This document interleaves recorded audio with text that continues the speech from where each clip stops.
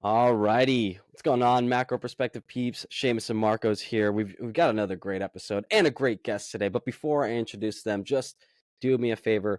Please like this video and share the video. I think this one's going to be a great one. But today we'll get right into it.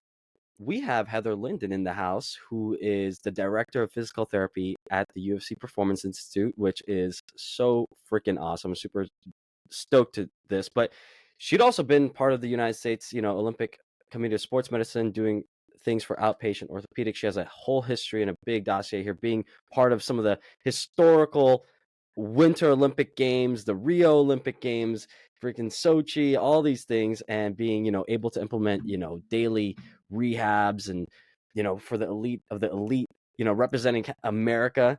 And I know she has, honestly, it looks like I'm looking at my dossier. There's like 2 to 3 pages of like physical experience in the field of physical therapy. I'm kind of like I put my hands up just because I wanted to be a physical therapist at one point, and all the little things behind her name are the things that I wanted at some point. So, Heather, with that being said, thank you so much for being on the show.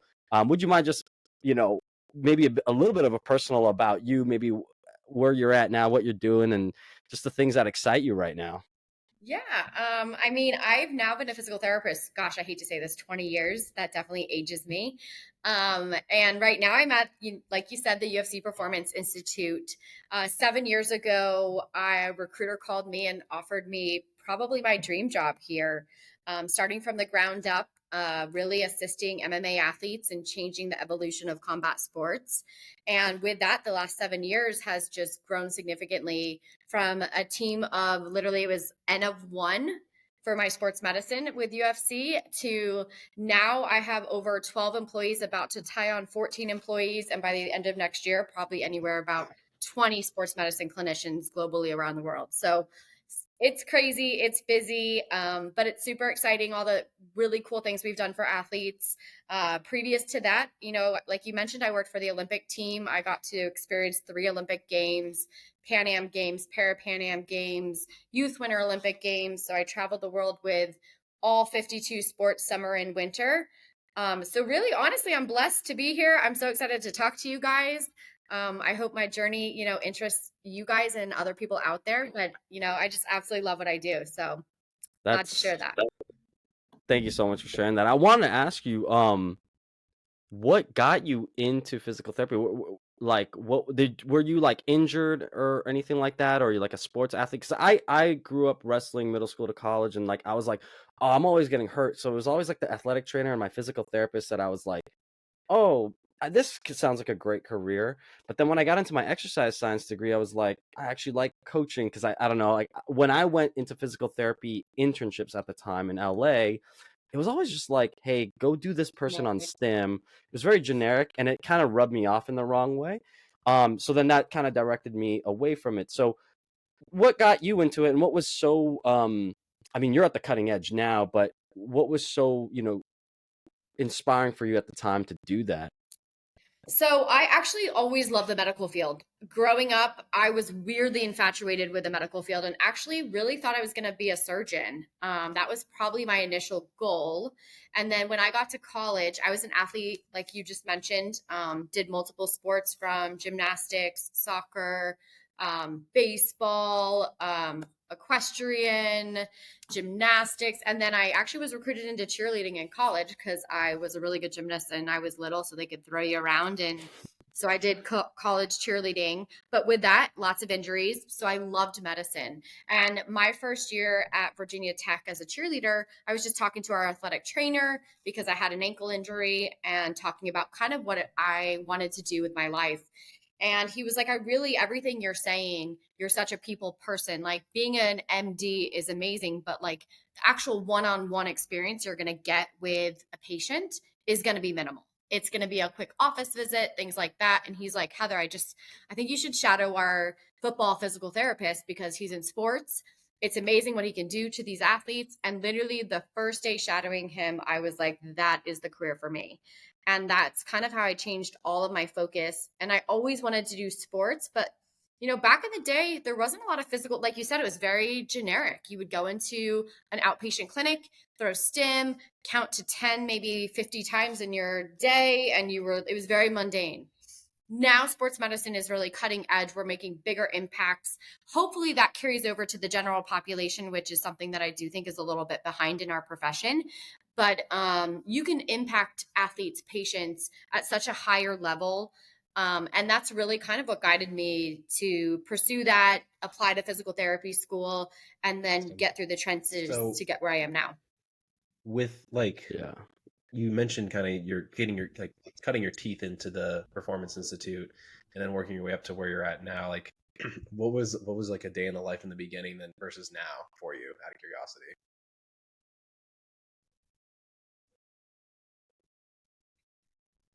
Holy moly. I mean, my first day, there were six of us total. I mean, now both performance institutes had over 50 employees, and we're just bringing on Mexico. And then we possibly next year will bring on Abu Dhabi. So by the end, all the performance team will be close to anywhere 50 to 100 in the next year or two.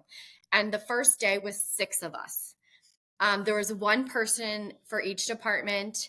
I developed the facility, put all the equipment together, and I sat there twiddling my thumbs, like, will they come? Right? Like, it was one of those moments where you were like, you're building this great performance center, but these athletes don't technically need to use it. They're independent contractors. They can, but what happens if you open these doors and no one shows up? And literally they were like, Heather, build your brand, build what you believe in. And I had worked in numerous sports settings and saw the silos and saw some of the hiccups that I thought could be done better, and also saw things that were working out there. And I was like, man, I would love to bring that into this facility as well. So, that was day one. I was like, okay, actually, a really funny story is I had probably one or two athletes come in. My first athlete that came in comes on the table. They're like, hey, do you have time to evaluate my ankle? And I was like, I sure do. And I'm looking around. I'm like, there's nobody in here. Of course I have time. So he sits down and I eval him and we start talking. And I literally am like, so, when is your next fight? And he looks at me and he's like, I'm DeMarco Murray. I actually am with the Tennessee Titans, but Dana said I could use the facility. I was like, oh, great. My first client isn't even a UFC athlete, it's a football player. And I was like, oh, great. What is this going to be? And now, I mean, I have a staff. I have 4 full-time staff members and 2 or 3 interns here, 4 full-time staff members in China, 2 or 3 interns there. I just hired 2 staff members for Mexico. We support all 44 events. So my team travels the world. We're on the road with the UFC athletes 24/7. I mean, we have a line and a wait list of people to get in for appointments, which is crazy in this short amount of time, how much it has evolved and how much we have become an Is integral a good part deal in with the that, like a MMA lot of like athlete's life. manual manipulation work? Yeah. Because I know you have a lot of endorsements and certifications with like Graston and dry needling and a lot of like things that are kind of like, I guess we would call it kind of the cutting edge now because it's a lot more of that like soft tissue and like joint mobilization, a lot of the stuff that obviously is really impacted with fighters, I would take it, right?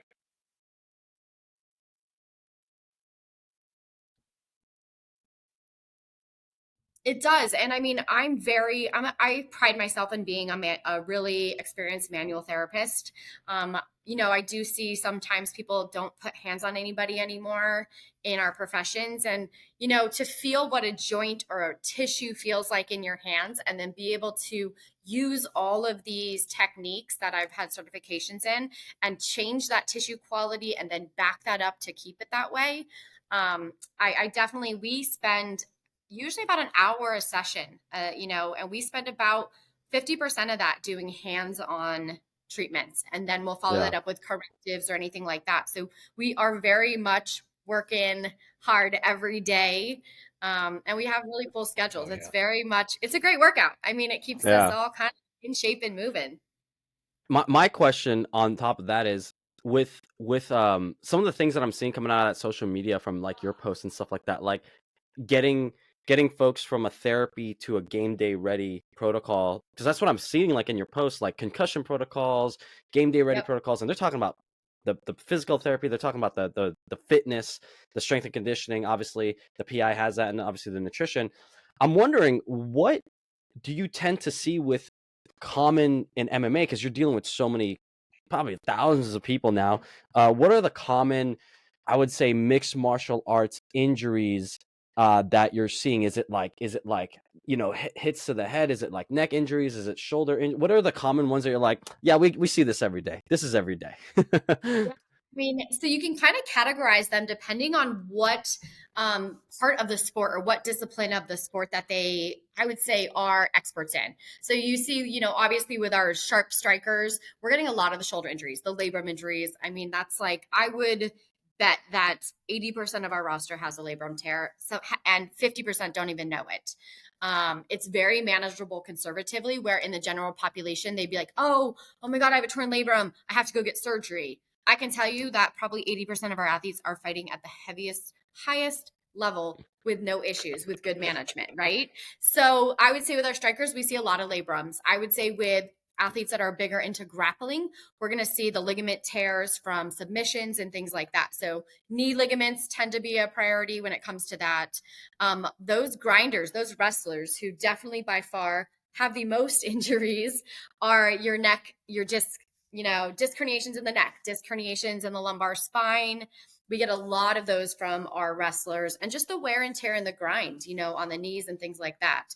But it's funny because I guess I've been doing this long enough when you say there's no injury that really shocks me anymore. Like, it's usually by the time the athlete gets on my table and they start saying, I'm like, oh, it hurts here. And they're like, how do you know that? And we just see so many a day, right? So like, there's nothing that really shocks me. There's no injuries that we see that I'm like, oh no, right? Like, that's a bad one. Nah. Yeah. All of them are very manageable. Yeah. It's funny you said that. I'm like, everything about what you said, like neck and like spinal stuff, like, yeah, that's me, because I wrestle. But like jiu-jitsu, it's funny, the jiu-jitsu, like right away, like the manipulation on the joints, it's so different, because it's like, oh yeah, you're putting your joint at the weirdest angle, and then you're trying to snap it, or somebody's trying to snap it. But yeah, the knees, I feel like my whole body. I tell Marcos, I'm like, it took me a long time to rehab my body. I had to do a lot of like rehab and like get out of that, like just to be pain free. Fighters are some of the most intense people. You've got to, like, I feel like my follow up to that is like, obviously, let's say someone has an injury and you're getting them from injury to functional to maintenance to like whatever your game day ready is. My question is, you probably have to hold your fighters back more than like, oh yeah, go do stuff. You do. But it's such a give and take with this population, because if you tell them to do something, they'll do it 100 times. And I'm like, okay, that's too much. Like, you're already overtraining, because there's so many disciplines of sport that you have to get in your day-to-day training. So you definitely have to. But also the thing you have to realize, if you pull too much back, they're never going to listen.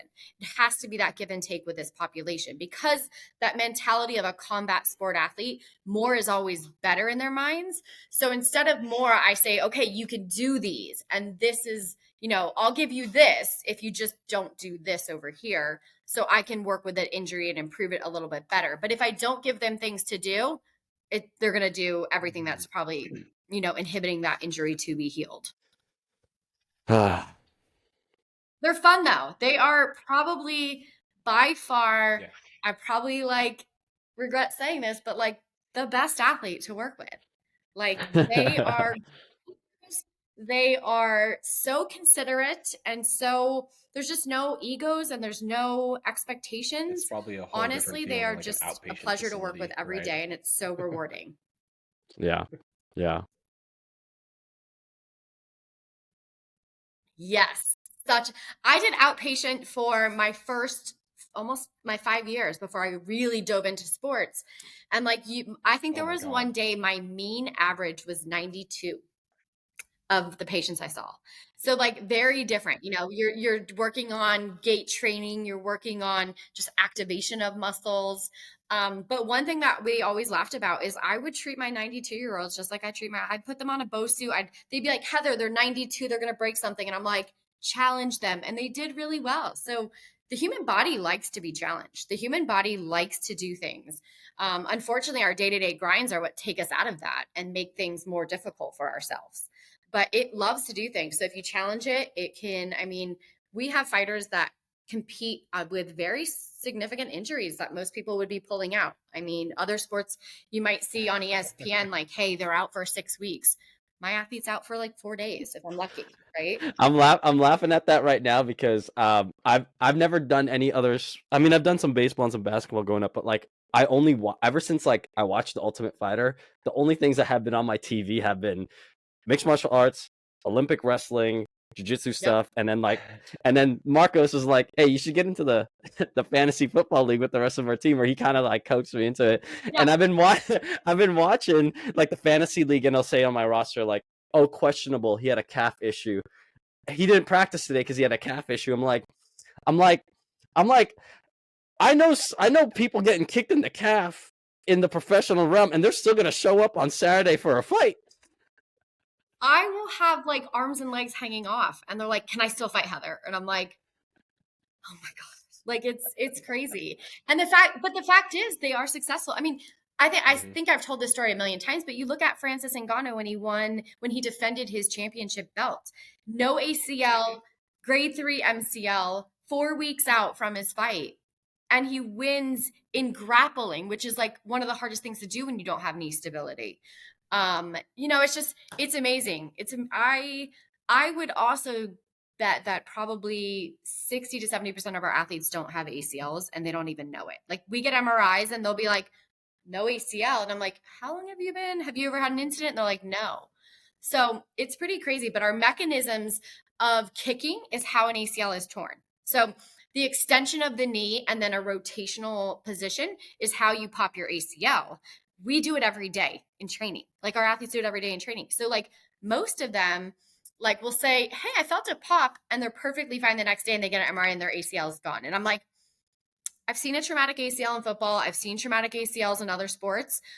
It'll take me a week just to get the swelling out. So I'm like, I think it was 90% torn, and then you just pop that last bit. But your body has accommodated for it for so long that Ooh, wow. I mean, I think close to 10 right now in the top 10 that don't have ACLs. I mean, resilience and the ability to like kind of grit which is through unheard the of. pain. And That's actually, it's funny because I yeah. was talking to my mom today, and just asked her how her knee is, and she's been Yes. going and getting her therapy done, and she feels way better when she's staying up on it. So she's like, "Oh, like, do I have to keep going?" I was like, "Well, yeah, because you have to like learn how to Yep. use this full knee replacement, and you do have scar tissue and all these things." I'm like, let Adam, that's his name, our physical therapist, Yes. and like let him do what he needs to do and help you continue to make it better, even though it's like 2 years out at this point. I'm like, you have, you compensated for so long with whatever it Yes. was with the meniscus and some other of the damage, that it's going to take time. And she's like, I just never have gone through having like any pain, Yep. quote pain, like in my whole body. I was like, it's funny, mom. I've been dealing with a shoulder and a low back thing and a knee thing, and all these things are always there, and they get better, and they are able to like they're able to work through it, but it's never perfect like when you were a kid, and I think the resilience of fighters is pretty astounding, like you said, and No. bringing Seamus into our No. uh, No. fantasy football league this year. When I mentioned to him, hey, this is just like fun, but like kind of watch the sport, kind of learn what's going on. And even my wife's doing it as well this year. So two brand new people like paying more attention to like the injury report. And I was like, it's a liability thing because there's so much money in betting. They Okay. have to disclose like a Yeah. questionable account of people because if they don't, then people are mad because they're Yes. placing money and wagering on it. And now like it's another part of the business and cash flow to this organization. I don't know how they're making like probably like name, like an NIL kind of deal, right? There's like name, image, and likeness going on there.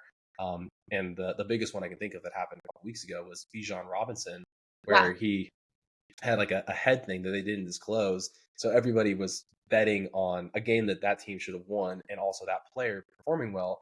And he got like one carry, and people were so pissed, and we're like, everybody now joking about it is like, bro was hungover. Bro like Right. literally went out in Atlanta, went to the strip club or something, and was hungover that day, or something crazy.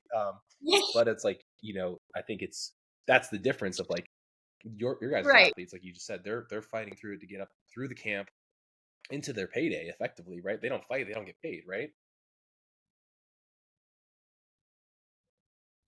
Hmm. Yeah. They don't get paid, right? Which changes that dynamic completely. Completely. I mean, they want to get better and they will do what they need to get better because there's no payday without it. They're not sitting on the sidelines still collecting a paycheck. So that their butts will be here Speaking to every that, single I heard day, rumor, aren't they hours trying to on form end like to a make sure fighters that they union, can make or it is to that that fight. like hearsay? Yeah.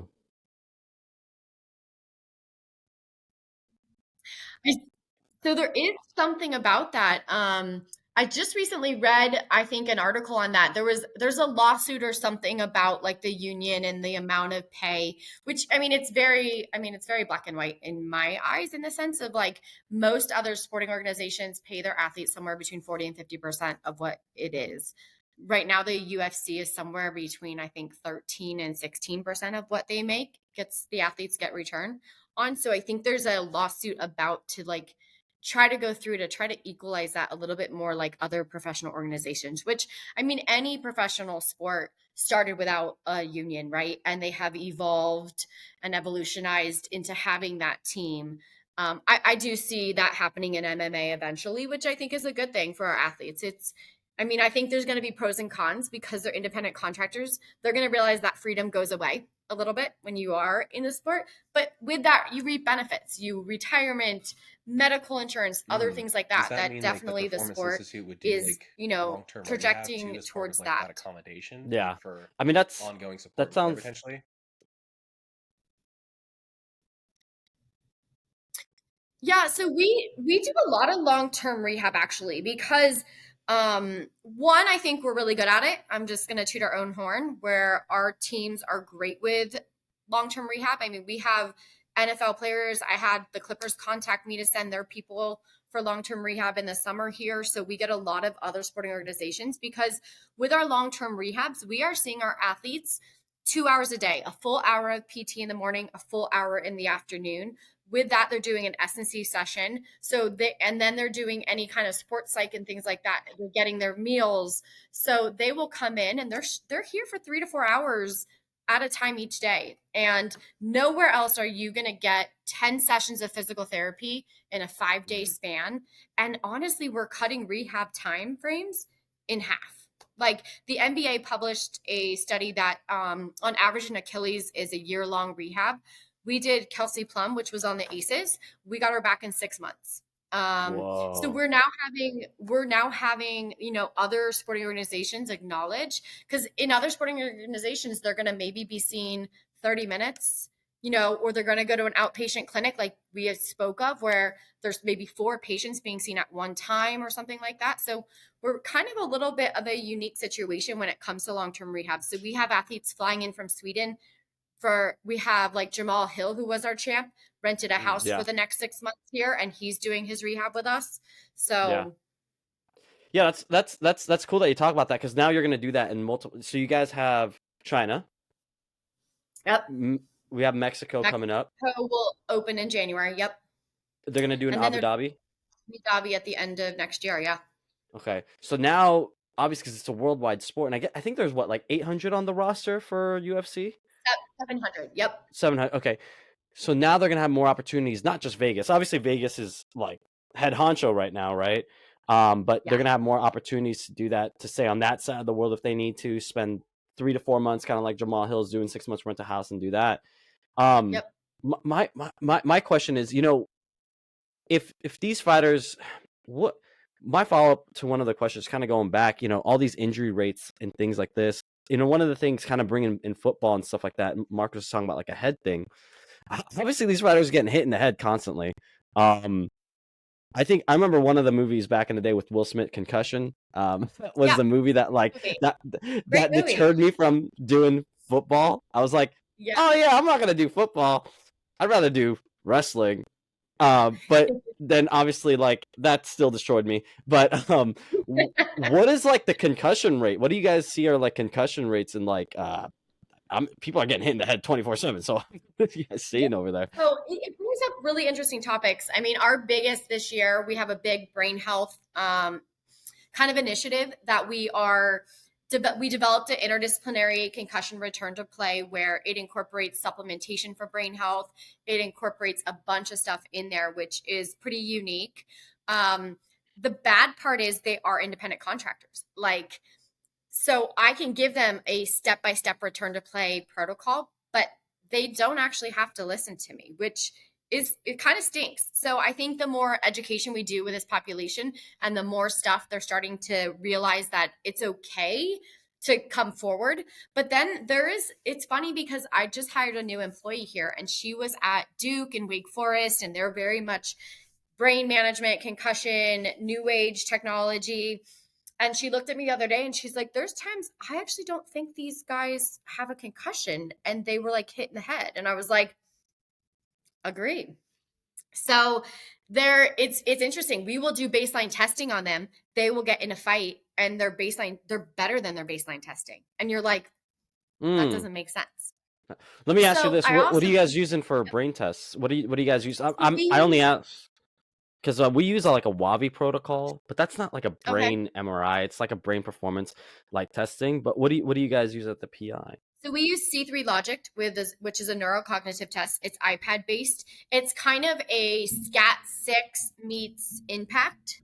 And it's about a 35-minute neurocognitive test where there's vision, where there's reaction, short-term memory, long-term memory, recall, everything like that in it. But then we're recently working with a company called Neuroflex who does ocular motor. So we're looking at eye tracking, nystagmus, all this kind of stuff to see if the eye movements and stuff like that and the ocular motor function lets us know about concussion more in depth as well. So we're doing pretty much a good pilot study for the next 6 months over that.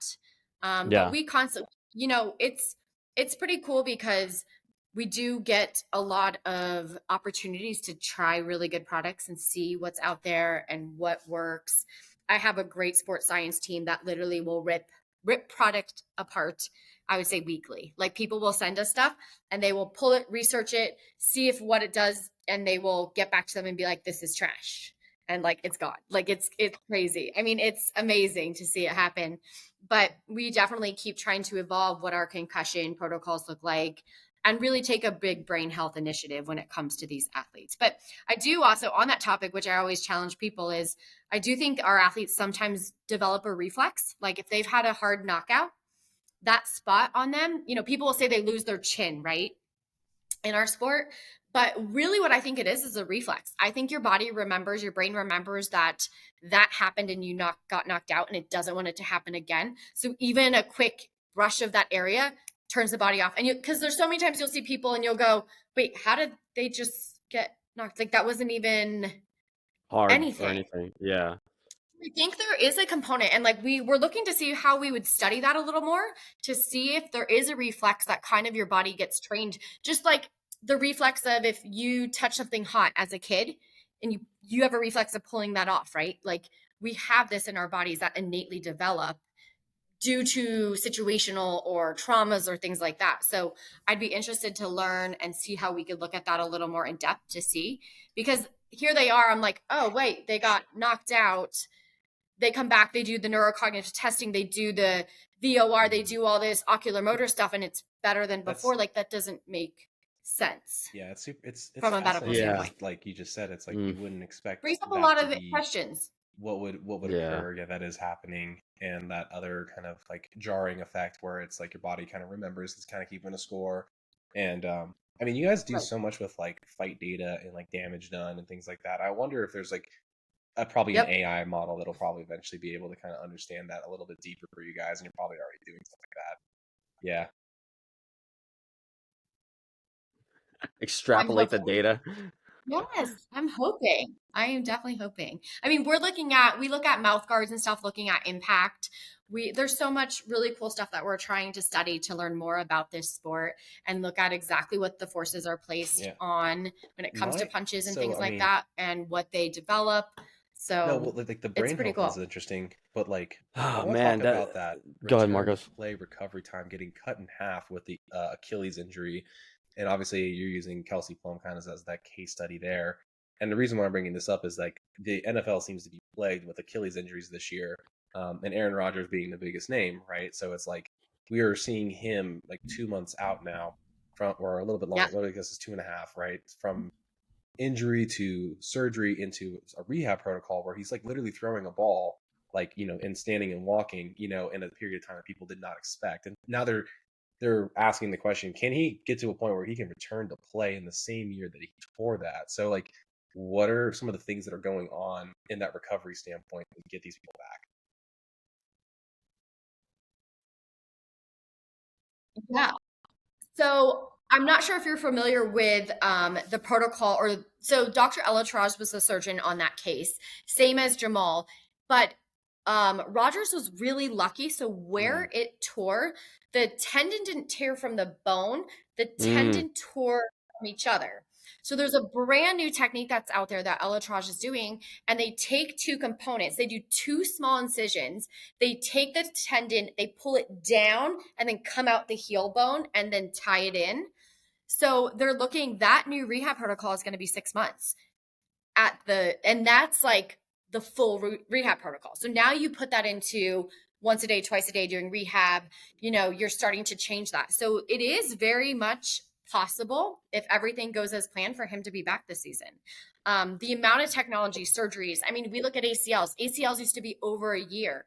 At 6 months, I have to hold my guys back because they look amazing. Like their numbers, their objective data, the testing we do with our S&C guys, our return to play testing, they're within a normal limit that you would return at 6 months, which is insane. But nobody else out there beside us is doing double days, rehabs like that. And we're also doing it with our S&C guys. So like I will do phase 1 of the rehab. When that athlete gets cleared through phase 1, my team turns phase 1 over to S&C and they perfect phase 1. Then I start that phase 2 while they're cleaning up phase 1 to be perfect. And we overlap every single phase of our return to plays with our S&C guys. And it's just like a seamless, which you don't see that in the general population. Are you allowed to you don't see that in even any other professional organization. Are you able to spill a little bit of like I have a follow-up on this. Is it using some like, Katsu or like blood flow restriction Go ahead, protocols? Is it like, I'm kind of curious because I actually did a blood flow restriction course at I believe it was at the Performance Institute. They offered it like kind of right at during like, it was like right before COVID really hit. And I was wondering if that, like, you may have even been there for all I know. And I was in the room with you. I was probably in the room with you at the time. Yeah. I was.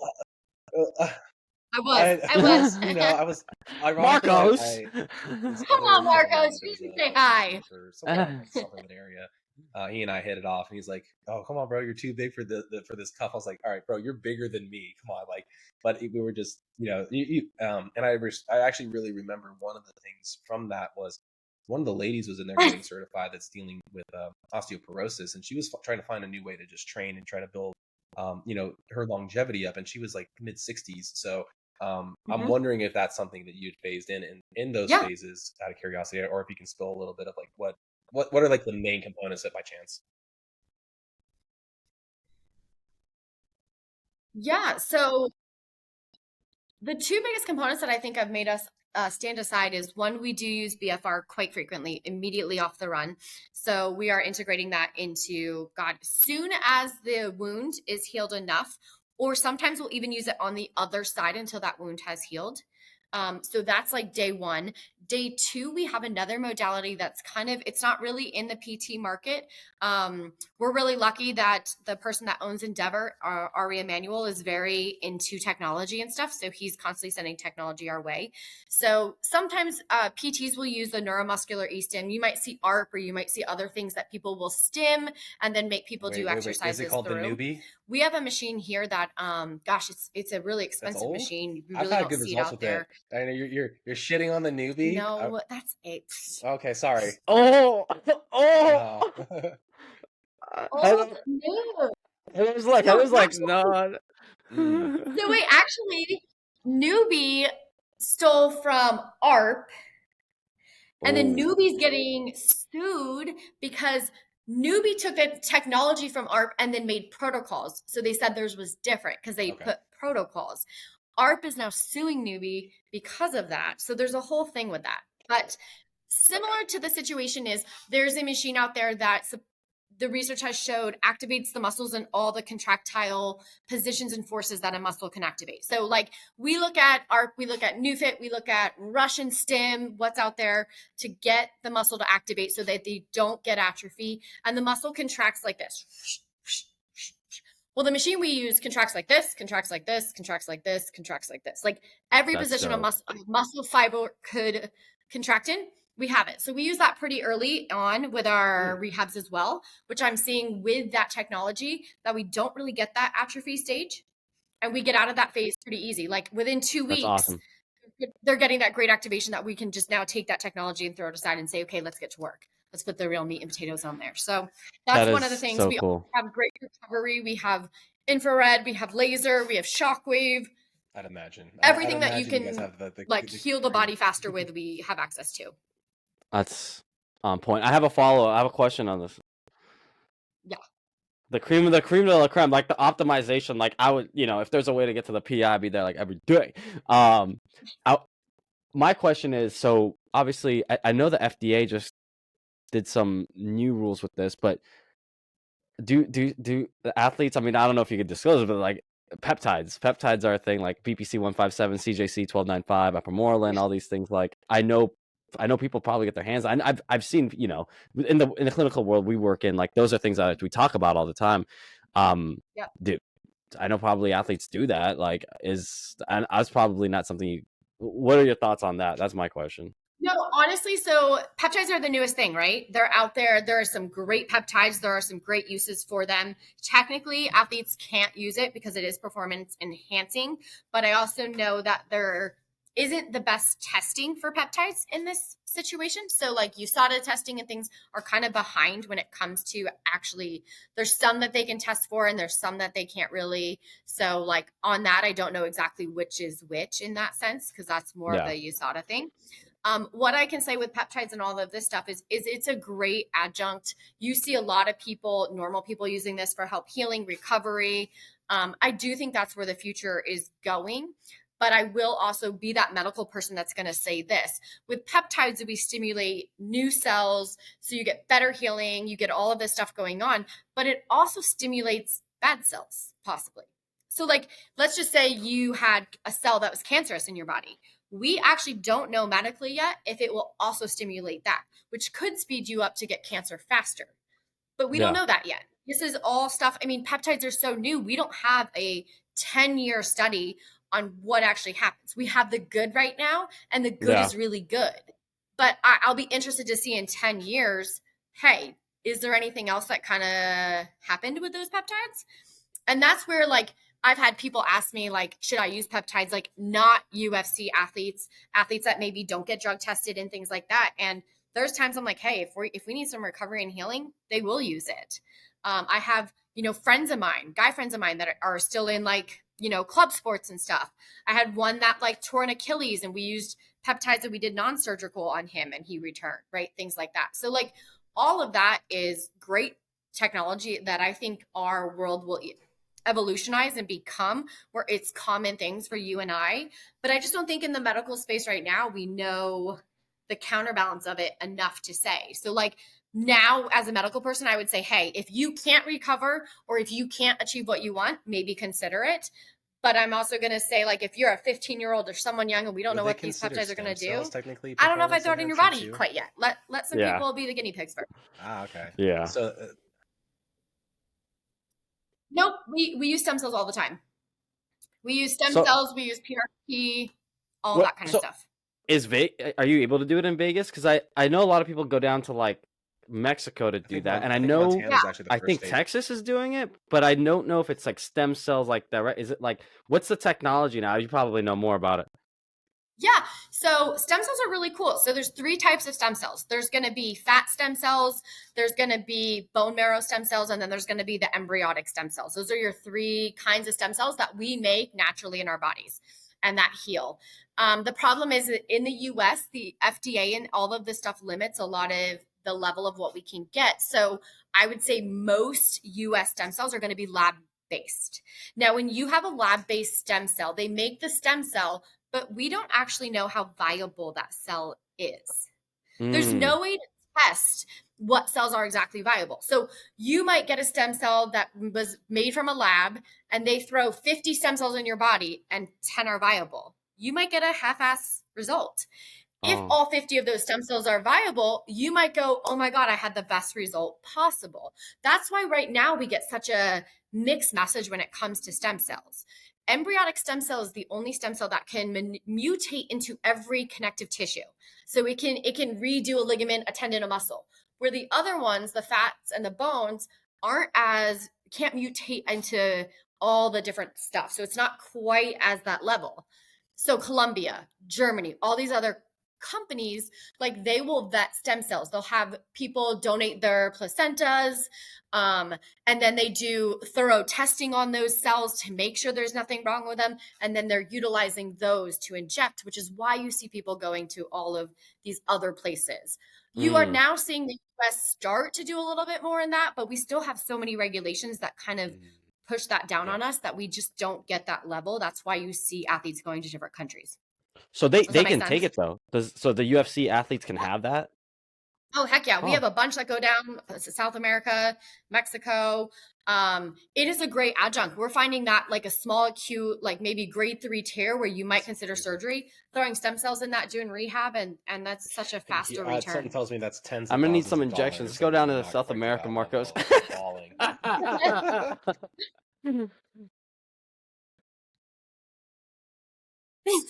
Wow. You'd be Yeah, I'll take surprised. your You'd word be for it. surprised. But It even ranges. still, I It think it's a ranges little out on of how our much pay it grade costs. right this second. But Yeah. I think it's super interesting though because it's nice and kind of refreshing to see that there are protocols that are in place that allow for, again, like kind of creating the longevity of the sport and the healing, that is not quote unquote performance enhancing, but like again, like understanding that these things are, again, like having clear directives, like of like, For hey, sure. like this person's obviously out, we're trying to get them returned to play. They can't obviously maybe use this X amount of time up and before the fight, but also making sure that, I mean, the big name people Yep. can still be the big name people in their prime versus, obviously we can Yeah. look at like John Jones and like the pec tear here, like that obviously has a pretty massive Yep. influence on a lot of, hype that was around that fight, which now Yep. sucks because, me as like the casual consumer of the sport, like I was like, yeah, I want to see the guy take on like, quote the baddest men take on the It's so baddest men, you know excited, what I mean? right? And like really know who really reigns supreme. And now you're like, oh, now we have to potentially wait, or maybe we won't ever Yep. get it. Yeah. So Never get it. Yep. Yep. And I mean, that was our biggest thing. So this brings me into a great platform that like people don't understand. Everyone says, oh my God, you guys are walking away from USADA, right? Oh, that's right. We are Yeah, doing, you had that whole thing. yeah. So we're doing our UFC does everything bigger and better. I mean, you tell the UFC they can't do something. Remember COVID? We performed how many shows? We were the only sport out there. I'm such a big fan of Dana. I'm such a like honestly, he's the best. he just says it how it is. He's like, I don't care what anyone's doing. You can talk all the smack you want. UFC, we're going hard. We're just doing it. I'm like, I need someone like that in my life all the time. That kind of energy. He's like on point. One of the most inspiring bosses. I mean, he is a badass and he will find a way to do it. I mean, I have to just, applaud him in so many ways in the sense of, just gritting it out and understanding that, in life we can find solutions. And sometimes it's not the easiest road to find, but there's paths to find it. And he will put his head down, brainstorm with the team, incorporate everybody in on this, and like we go to town. So it is an honor, honestly, to be underneath that man and to see the brilliance of what they've done with this company and stuff like that. Adapting to the situation of the time. Yeah. But like again, I felt like, quote unquote big name fights before, you weren't getting them as frequently as you do now. So something along the lines of understanding how to like constantly position, big name fight like tickets happening. I feel like it's every weekend in all honesty. Like it's like that's part of like the brilliance of understanding the organization as a whole is like you I need to know. constantly want to consume something if you are a fan of it. And so like to know that like, hey, like I swear, like I know Sheamus was in town in Vegas when he's like, this fight's happening at like whatever, it was like I think 2 o'clock in the afternoon, local time when it was in Abu Dhabi. Yeah, and Yeah, Volkanovski and Makachev. Yeah. crazy. So the cool thing about that, you guys, is, and I'm going to plug this a little bit, is we just signed a deal with Roku, and we will drop next year a 3-part series of all the behind scenes. So I was really fortunate to be one of the people they followed. Super excited to see how they cut everything, but they followed probably about 20 of us for the year of everything. So Dana is going to be the star, and you will see the mindset behind that, how the matchmakers work, how the exec team works, how the medical team works, how the athletes work, like almost very similar to what you see, I think, on Netflix with, the Formula One, the quarterback series. But this will be kind of the backside of how, like you said, this company figures out a Amazing. way And to it's like rise you and said too, continue it's like having rising. these So yeah, really that'll drop talented next year. individuals be able to like Yeah. showcase your guys' That's fine. ability. Obviously, you guys handling it from, I mean, a level of care that allows people to perform without having to deal potentially with the surgery aspect and keep their careers going longer. And then like now they're all like, oh my God, like I need that value. I know like taking, like again, like we talk about self care a lot on the podcast. Like that's like the number one thing is like these people, you just said they're willing to train 10 hours a day, but are they willing to like spend 2 hours making sure their body is like supple enough to handle, the constant beatdown? And, Yep. so I think seeing that, like, and highlighting it, and not only from, like you said, each sector, Yep. how they all have to work harmoniously to build a product that, again, it feels like it's every single weekend now that there is a Yeah. good high quality fight happening amongst. I mean, obviously it pays to have a ton of good weight classes too, where everybody is engaged, and you kind of have like, oh, who's the best pound for pound person, in their perspective, craft and whatnot. So I Yeah. think, I mean, from that element, it's like they're constantly engaged. I know, kind of early on for me, sometimes I felt like I'd go to like UFC fights 10 plus years ago, and it would feel like it could be a little anticlimactic because somebody gets dropped in the first 10 seconds, right? But like you're like, what? Like that's it? Like pay-per-view, that's it? But like I think the new And then you're age way like, of doing it, like having like almost like the ESPN Plus kind of model with the subscription and seeing things makes a lot more sense to be like, yo, like, there's a reason why this sport is so unique is because, like, again, you can get a 5 round fight and someone gets, knocked out in the fifth round after potentially being losing the first oh yeah. four, and looking like they're getting dominated. Or again, like, I was young, I was 20, in my early 20s or in my Yes. teens, watching these early on fights, and it was it was wild. Actually, going even further than that, I remember we did in the Chuck Liddell phase. I had a high school girlfriend, and lo and behold, Kevin Randleman. I'm sure you probably know the name. He was like her uncle at the time. Like it was like one of her uncles, like like uncle, not really, but like he was there. He's like, oh, you didn't know that, like, Uncle Kevin Uh-uh. was like a fighter. I was like, I mean, he looks like a dude I wouldn't want to Yeah. fuck with, but Yep. like I had no idea like the name, because I was, this is before. I mean, the sport had obviously been pretty big at that time, but it isn't at the level it is now, where, like, so it was just kind of cool to see, have these moments with ties Yeah. to UFC even in my younger years with, again, random people. And it's cool to see like how many. I mean, there's like a ton of like working opportunities that it's providing, now too, which is amazing.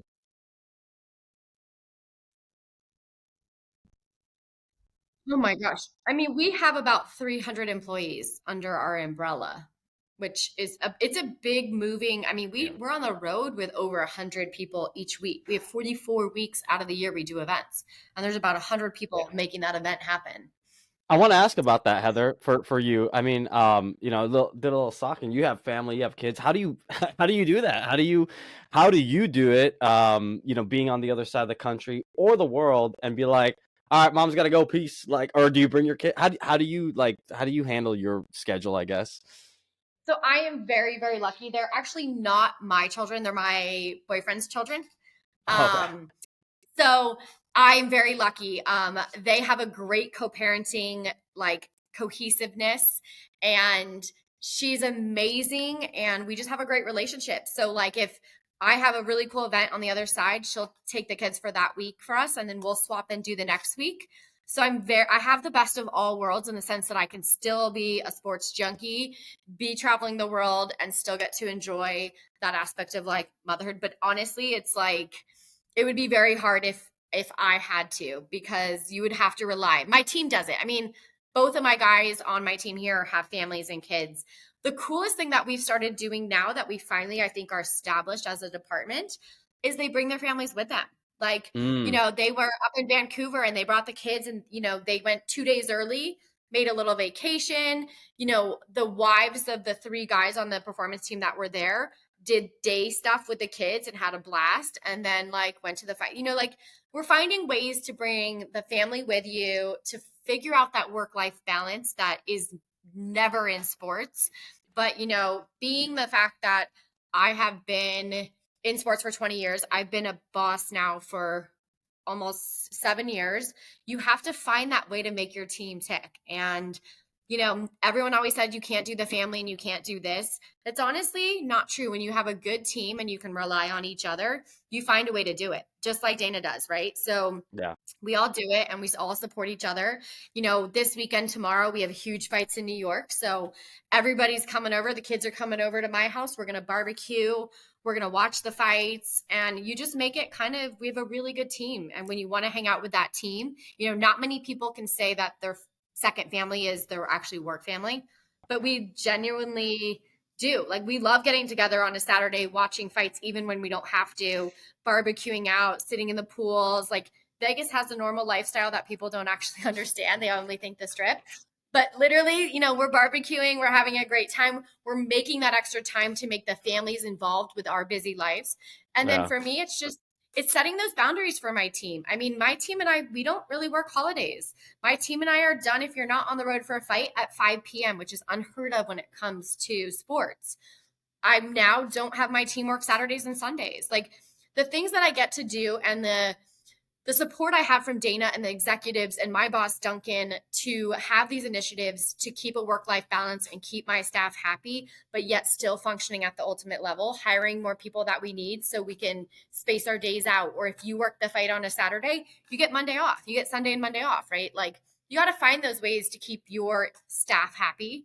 And, we've just worked really hard to create a good balance between work, life, love of our jobs and stuff like that.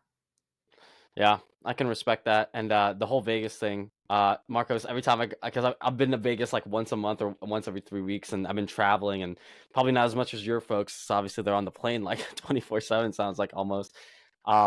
Vegas just seems so alluring because I'm out here in LA, and I'm I manage our Beverly Hills Center, and I'm Vegas is pretty cool. You can afford a home. You can afford a beautiful home. You can afford a beautiful home. People don't realize that Vegas is a center of everything. You get to the beach in California 4 hours. You can go to any kind of national park within a 2-hour range. It's easy in and out of the airport. It's affordable. We don't have state income tax. The people are great here. There's so much Vegas offers. And let me tell you, if you asked me previous to having this job, I would have been there's no way in heck I'm ever moving to Las Vegas. I'm not a Vegas person. I've been to the Strip for a bachelorette party and a conference, and it's trash. But let me tell you, that's not the way lifestyle is. And we're really lucky to live in such a great city. And sports have grown so much in the city. They have just embraced it, which makes it even better because I'm such a sports person. I love it. There's only one person you need to convince. That's my fiance. Okay. Get her out there. Maybe if the UFC goes, Sheamus, get out of Beverly Hills, come through. We'll get you at the PI with Heather. I'd be like, I'm coming through. I think like you mentioned, kind of the growth of all the things sports related, whether it is because the performance center is the one off of the 15, correct? Right, that's the 215. Yeah. Okay. So, and then is that actually headquarters too, or do you have another center as well? Yep.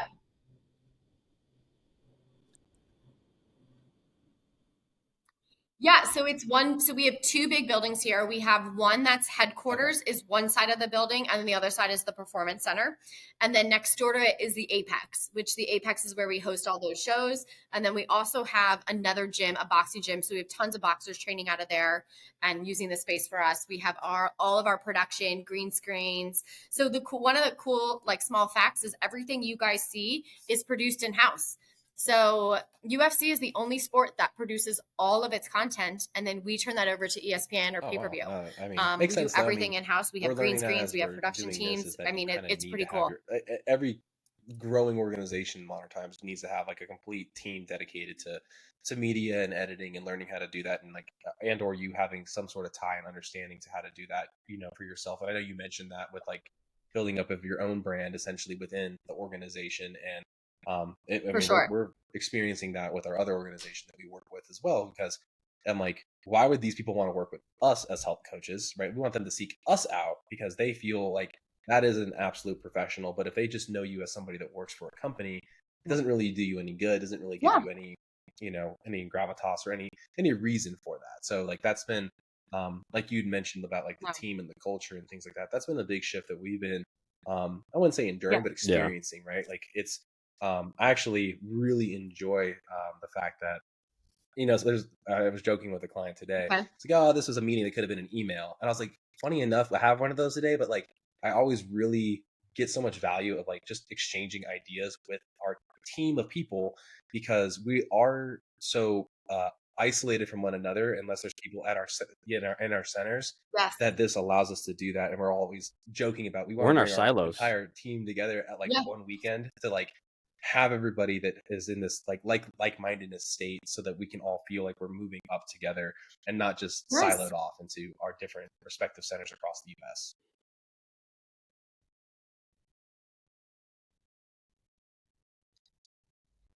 I mean, it's so important. I mean, we meet every Monday morning, all departments together, and we roundtable. We roundtable, we roundtable, we roundtable. And then making that time, then I meet with my team every week. And then we just try to like do big things together to keep that morale and to keep people like having a voice, right? It's the only way to get better is to be able to take criticism, feedback, learn from what, to continuously grow and stuff like that. I mean, we've just learned a lot from each other, and it's so nice. Like, I struggle when I'm in a silo. I love having smart brains and people that I can just bounce more ideas off of. Yeah. Well, Heather, you can't say it any better than that. That's freaking phenomenal. I want to ask you, because I want to be respectful of your time while you're coming up on an hour here. What are you excited most next with the UFC or the UFC PI itself? What maybe modalities of physical therapy are you looking forward to? If there's any technological things, or what are you just kind of looking forward to? What excites you? Yeah. So, I'm excited this next year because I have a full staff and it's time to really innovate and learn our passion projects. It's time next year to dive into how do we really diagnose concussions? Can we, relate to, is it concussion? Is it a reflex? Things like that. So trying to get more data and more knowledge about that whole brain health initiative. I'm excited because for the first time a few months ago, we now work on an event, my team. So my team is hands-on after an event, helping athletes.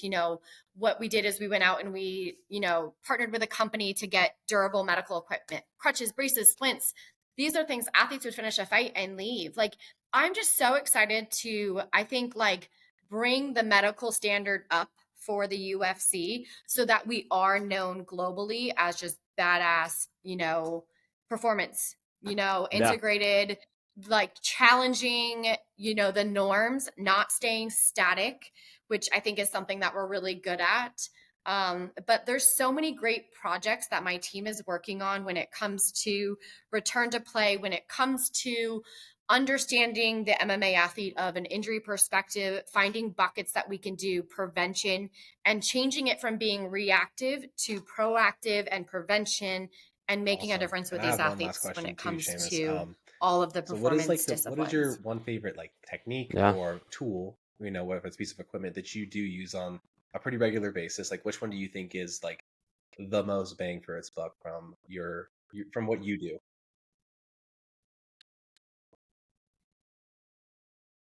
So I would probably say, and I just did a TED talk on this, was about a shockwave device. So shockwave is sound waves. Sound waves penetrate the skin and they stimulate growth hormone stem cells, reduces inflammation, turns off your pain receptors.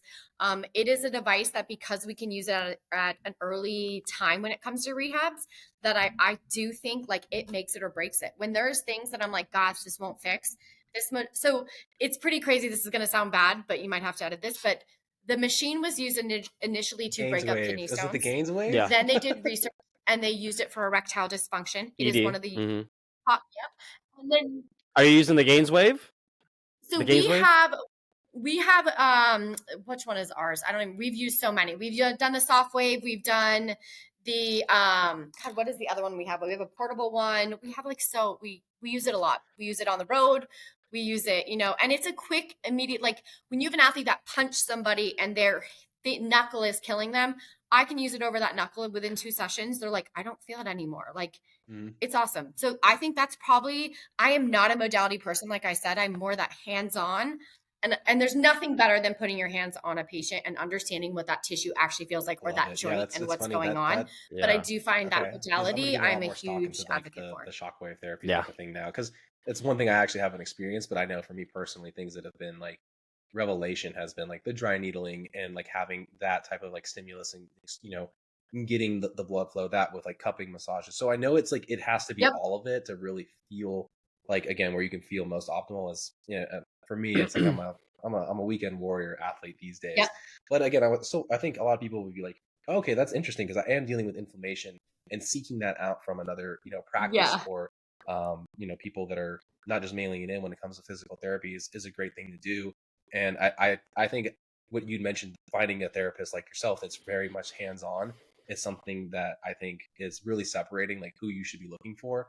And that's where I give a lot of credit to my buddy Adam, because I see the work he puts in on a daily basis, and he comes into our training sessions. I Like, agree. dude, I just worked out like 12 hours a day with and I know it's like he's doing hour-long sessions hands on with people. So I'm like, it's okay, bro. Like you're still in here stimulating the fire. If you have to take some days off, Yes. Adam's you're best. still getting the training in. Like, you still got to do this stuff for yourself, but I know that your biggest push is your practice. So I know that yeah, you guys kill it, and I love that. Like, it's great to hear that, like, that really Your is practice, where yeah. you think the medicine, the biggest movers are in that particular facet and domain. Because I know that personally, that's what I seek out when I'm looking for people these days. Yep. Yeah.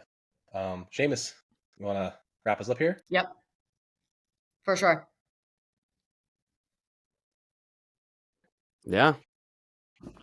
Well, Heather, I just really want to say thank you so much. I know just some random dude on Instagram that like I followed you. I guess you followed me back. I was like, but I appreciate the time you've given us today, and I 100% believe what you guys are doing at the UFC, what the work you're doing. I think it's important. I'm a big fan of it. Being in the sport myself in a way, and being a strength and conditioning coach of combat athletes and doing all this stuff. So for me, it's really cool. I'm always entertained. Every Saturday, it's on my list. Lady wants to go out for date night. It's not date night, babe. Friday date night, Saturday UFC night. So we got to make some adjustments, babe. But you guys, please give Heather a follow. She's on the cutting edge. UFC's on the cutting edge. You guys are going to see a Roku documentary soon enough. So other than that, Macro Perspective peeps, we're out. Thank you and appreciate y'all. Thank you.